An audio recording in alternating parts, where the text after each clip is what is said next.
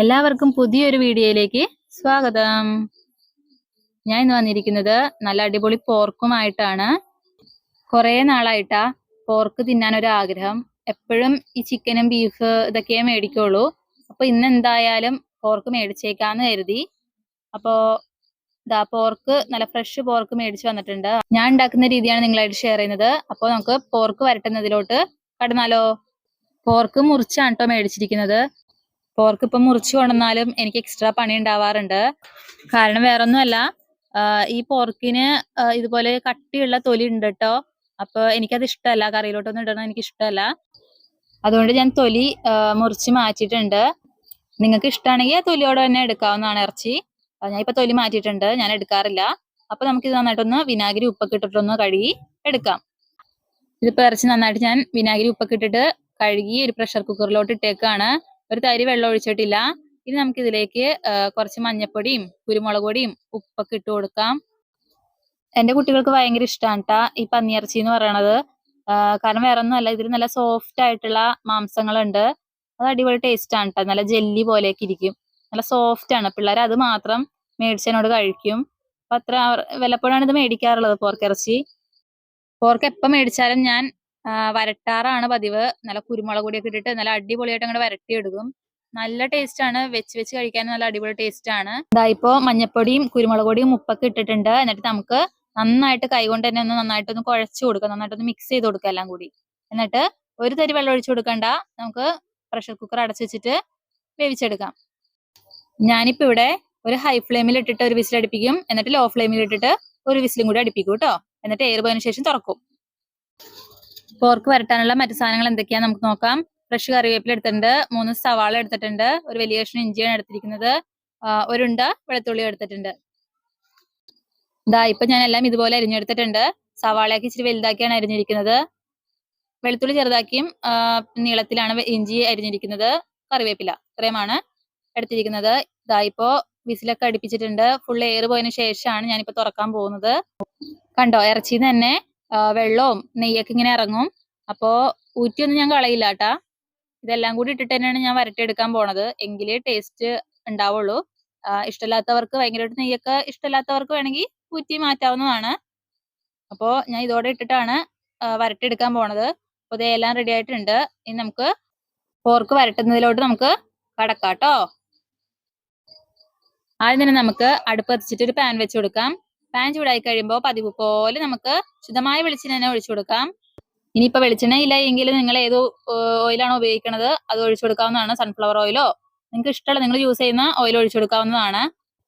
വെളിച്ചെണ്ണ ഒന്ന് ചൂടായി കഴിയുമ്പോഴത്തേക്കും 2 ഏലക്ക എടുത്തിട്ടുണ്ട്, 2 കുഞ്ഞു കഷ്ണം പട്ട എടുത്തിട്ടുണ്ട്, കുറച്ച് പെരുംജീരകം എടുത്തിട്ടുണ്ട്.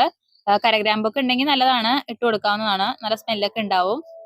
സ്മെല്ല് മാത്രമല്ല നല്ല ടേസ്റ്റും ഉണ്ടാവും. അപ്പൊ നമുക്ക് അതൊന്ന് ജസ്റ്റ് ഒന്ന് മൂത്ത് വരുമ്പോഴത്തേക്കും നമുക്ക് നമ്മൾ അരിഞ്ഞു വെച്ചിരിക്കുന്ന സവാള, വെളുത്തുള്ളി, ഇഞ്ചി, കറിവേപ്പില എന്നിവ ഇട്ട് കൊടുത്തിട്ട് ജസ്റ്റ് ഒന്ന് വാട്ടിയെടുക്കാം. വല്ലാണ്ട് അങ്ങോട്ട് വാടിപ്പോവണ്ട. കുറച്ച് ഉപ്പും കൂടി ചേർത്തിട്ട് നമുക്ക് ഒന്ന് വാട്ടിയെടുക്കാം. സവാളയൊക്കെ ഒന്ന് വാടി വരുമ്പോഴത്തേക്കും നമുക്ക് പൊടികളൊക്കെ ഒന്ന് ചേർത്ത് കൊടുക്കാം. 1 ടേബിൾ സ്പൂൺ മല്ലിപ്പൊടി, 2 ടേബിൾ സ്പൂൺ കാശ്മീരി മുളക് പൊടി, 1 ടേബിൾ സ്പൂൺ മീറ്റ് മസാലപ്പൊടി എന്നിവയാണ് എടുത്തിരിക്കുന്നത്. കാശ്മീരി ഇല്ലെങ്കിൽ സാധാ മുളക് പൊടി ചേർത്താലും മതി. ഞാൻ ഇവിടെ കാശ്മീരിയാണ് എടുത്തിരിക്കുന്നത്. ഇത് നമുക്ക് എല്ലാം കൂടി നന്നായിട്ടൊന്ന് മിക്സ് ചെയ്ത് കൊടുക്കാം. ഇപ്പൊ ഞാൻ എല്ലാം കൂടി നന്നായിട്ടൊന്ന് മിക്സ് ചെയ്ത് എടുത്തിട്ടുണ്ട്. ഇനി നമുക്ക് ഇതിലേക്ക് നമ്മൾ വേവിച്ച് വെച്ചിരിക്കുന്ന പോർക്കും ആ പോർക്കിന്റെ സ്റ്റോക്കും കൂടി ഇട്ട് കൊടുക്കാം. നിങ്ങൾക്ക് ഇങ്ങനെ ഒരുപാട് നെയ്യൊന്നും ഇഷ്ടമല്ല എങ്കിൽ ആ സ്റ്റോക്ക് അങ്ങോട്ട് മാറ്റാവുന്നതാണ്, ഇറച്ചി മാത്രം ഇട്ട് കൊടുത്താൽ മതി. ഞാൻ ഇവിടെ എല്ലാം കൂടി ഇട്ട് കൊടുക്കുന്നുണ്ട്. കാരണം വരട്ടി വരുമ്പോഴത്തേക്കും ലാസ്റ്റ് നമ്മൾ തീയൊക്കെ ഓഫ് ചെയ്ത് കഴിയുമ്പോൾ തന്നെ ഡ്രൈ ആവും. അപ്പോ ഇങ്ങനെ ആ ഇറച്ചിയിലേക്ക് ഇങ്ങനെ നെയ്യ് പിടിച്ചിരിക്കും ഇങ്ങനെ, അല്ലാണ്ട് ഭയങ്കരമായിട്ട് ഇങ്ങനെ ഒഴുകണ പോലെ ഒന്നും ഉണ്ടാവില്ല. ഇപ്പൊ ഞാൻ വേവിച്ച് വെച്ചിരിക്കുന്നതൊക്കെ ഇട്ട് കൊടുത്തു, നന്നായിട്ടൊന്ന് മിക്സ് ചെയ്ത് കൊടുത്തിട്ടുണ്ട്. ഉപ്പൊക്കെ കറക്റ്റ് ആണോ നോക്കുക, ഉപ്പ് കുറവാണെങ്കിൽ ഉപ്പൊക്കെ ഇട്ട് കൊടുക്കണം. അപ്പോ ഇത് നമുക്ക് നന്നായിട്ടൊന്ന് വറ്റിച്ചെടുക്കണം. വറ്റിച്ചെടുക്കൽ ഇച്ചിരി പാടാണ്, ടൈം എടുക്കും, നല്ല ടൈം എടുക്കും. ക്ഷമയോടെ വേണം ഇതൊക്കെ ചെയ്യാനായിട്ട്. ഹൈ ഫ്ലെയിമിൽ ഇട്ടിട്ട് നല്ലോണം ഇളക്കി കൊടുത്ത് ഒന്ന് വരട്ടിയെടുക്കാവുന്നതാണ്. ചാറൊക്കെ ഒന്ന് വറ്റിയിട്ടുണ്ട്. ഇനി ആ നെയ്യ് മാത്രമാണ് കാണുന്നത്. ആ നെയ്യ് കണ്ടിട്ട് ആരും പേടിക്കണ്ട, കാരണം നമ്മൾ ഫ്ലെയിം ഒക്കെ ഓഫ് ചെയ്ത് കഴിയുമ്പോൾ തന്നെ ആ ഇറച്ചിയിലോട്ടൊക്കെ ഇങ്ങനെ വലിഞ്ഞ് പിടിക്കും അത്. അപ്പൊ നമുക്ക് ചോറൊക്കെ കഴിക്കുമ്പോൾ നല്ല അടിപൊളി ടേസ്റ്റ് ആയിരിക്കും.